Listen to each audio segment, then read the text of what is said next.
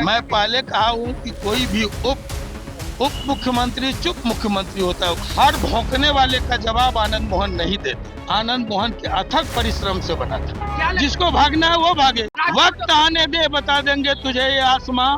हम अभी से क्या बताएं क्या हमारे दिल में।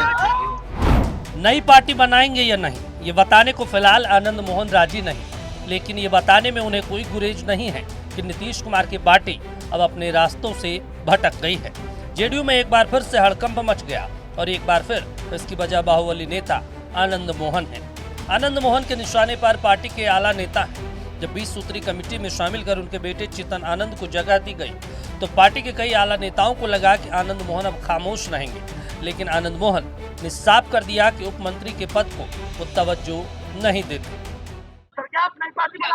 आपके बेटे को मुख्यमंत्री का दर्जा मिला है, चेतन आनंद को मुख्यमंत्री का दर्जा मिला है। मैं पहले कहा हूँ कि कोई भी उप मुख्यमंत्री चुप मुख्यमंत्री होता है। उप मंत्री क्या होता है?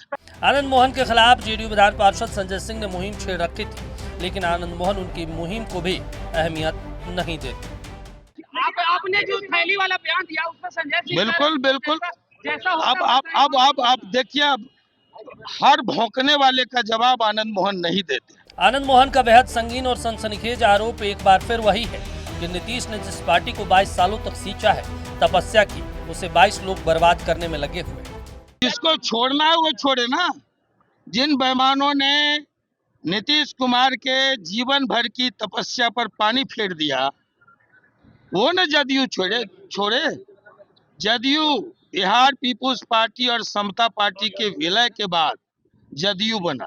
बिहार में जो एनडीए बना, जो संपूर्ण देश में एनडीए की नींव पड़ी, वैशाली की जीत के बाद आनंद मोहन के अथक परिश्रम से बना था। जिसको भागना है वो भागे। क्या लगता है जदयू को कौन समाप्त कर रहा है? जदयू को कौन आपसे बेहतर कौन जानता है? आप नहीं जानते हैं क्या? आप नहीं जानते हैं क्या? आप सब लोग जानते हैं। सब लोग जानते हैं कि 22 लोग पहले उनको टिकट दिया गया और फिर पार्टी का मेंबर बनाया गया। 22 लोग ऐसे हैं जेडीयू में। आनंद मोहन के ताजा बयान पर बिहार में सियासी उबाल आ गया है। बिहार के पूर्व मुख्यमंत्री श्री नीतीश कुमार जी के लंबे राजनीतिक अनुभव, कुशल नेतृत्व और मार्गदर्शन में एनडीए पूरी मजबूती के साथ एकजुट है। बिहार में विकास, सुशासन और जन कल्याण के एजेंडे पर एनडीए सरकार निरंतर कार्य कर रही है। व्यक्तिगत बयानबाजी से गठबंधन की एकता पर कोई प्रभाव पड़ने वाला नहीं है। एनडीए का प्रत्येक घटक दल जनता के विश्वास और बिहार के विकास के संकल्प के साथ मजबूती से आगे बढ़ रहा है।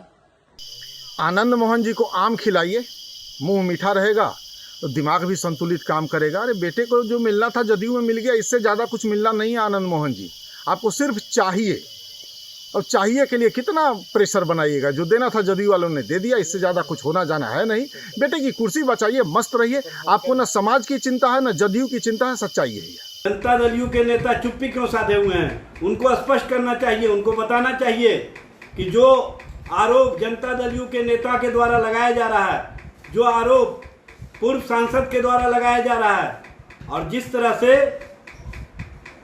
पूर्व सांसद बातों को रख रहे हैं, इससे ही स्पष्ट हो रहा है कि जनता दल में अब नीतीश कुमार जी और नीतीश कुमार की राजनीति को पूरी तरह से समाप्त करने के दृष्टिगत कार्य चल रहे हैं। और भूंजा पार्टी के लोग कहीं ना कहीं भाजपा के विचारों के साथ मिलकर के भाजपा के प्रकोष्ठ के तौर पर जनता दल को चलाना चाहते हैं।